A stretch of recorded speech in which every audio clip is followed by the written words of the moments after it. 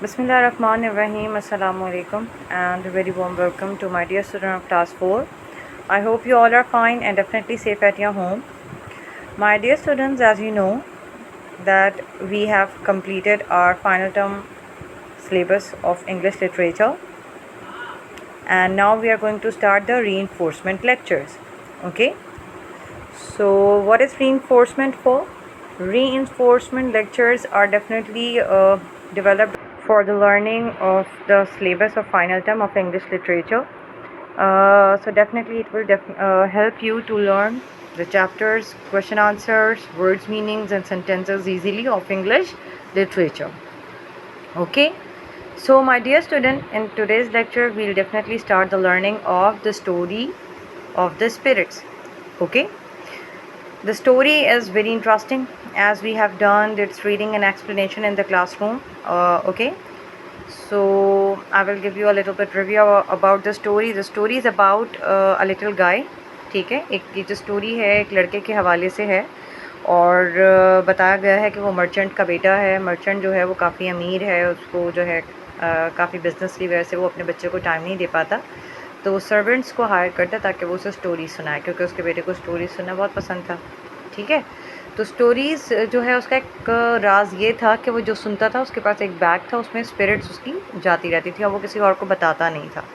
तो एक दिन जो है सारी स्पिरिट्स मिलकर उसको मारने का प्लान बनाती हैं। तो जो उनका सर्वेंट है वो उसकी सारी स्पिरिट्स की बातें सुन लेता है और अपने मास्टर को बचाने के लिए उनको रिलीज़ करने की कोशिश करता है। तो that is the story all about. ठीक है, ये आपको याद आ जाएगी। So in today's lecture we start learning of the topic of the story of the spirit.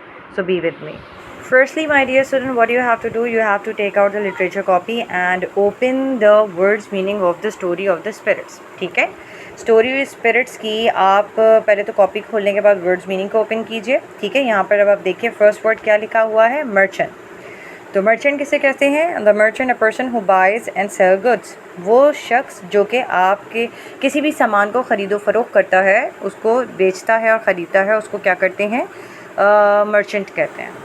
The next word we have damsel, a girl और यंग अनमेरिड वुमन। ठीक है, यानी कि वो लड़की जो शादीशुदा ना हो, गैर शादीशुदा हो, उसे डेमसेल कहा जाता है। बल्जिंग क्या कहते हैं? स्वेलन, भरा हुआ, फूल जाना, उसको कहा जाता है बल्जिंग। नेक्स्ट वर्ड हमारे पास जो है वो है सेल्फिश। सेल्फिश का मतलब क्या होता है? Things only one's own interest, यानी कि कोई बंदा सिर्फ अपने बारे में सोचे और अपनी ही बात करे, उससे सेल्फिश कहा जाता है। चोक का मतलब क्या होता है? चोक का मतलब होता है कि किसी चीज़ को ब्लॉक कर लेना। ठीक है, जैसे कि आपके थ्रोट यानी कि गले को ब्लॉक कर लेना, ठीक है, नोज़ को ब्लॉक कर लेना, तो उसको चोक कहा जाता है। The next word we have dismount, to get down from a horse. Dismount का मतलब है नीचे उतरना, चाहे वो घोड़ा हो या कोई और चीज़ हो। ठीक है, उसे कहा जाता है dismount. The last word of the chapter we have poker. Poker क्या है? A metal rod for steering fire, यानी कि एक पतली सी एक मेटल की रॉड होती है जो कि आग जलाने के लिए या उसको बढ़ाने के लिए इस्तेमाल की जाती है, उसे हम पोकर कहते हैं। ठीक है, so now here we have the question number 1। अब आपको जो है स्क्रीन पर क्वेश्चन नंबर 1 नज़र आ रहा होगा। My dear student, what you have to do, you have to learn the question. आपने सवाल को याद करना है। What is it? अब उसमें लिखा क्या हुआ है? How many different kinds of spirits are there in the story. ठीक है, यानी कि स्टोरी में कितनी किस्म की स्पिरिट्स थी जो कि हमें यहाँ पर बतानी है।